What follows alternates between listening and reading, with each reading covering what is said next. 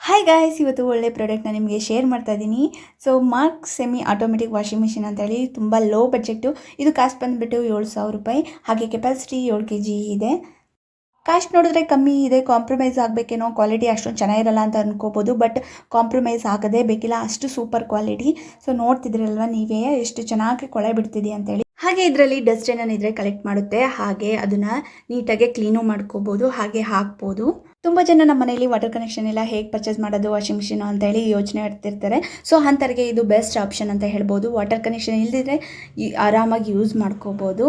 So ನೋಡ್ತಿದ್ದೀರಲ್ವ, ಇಲ್ಲಿ MHL ಅಂತ ಇರುತ್ತೆ, ಅದ್ರ ಮೇಲೆ ಡಿಪೆಂಡ್ ಮಾಡಿಕೊಂಡು ನೀವು ಬಟ್ಟೆ ಹಾಕಿದಾಗ ನೀರು ಒಯ್ಕೋಬೇಕಾಗುತ್ತೆ.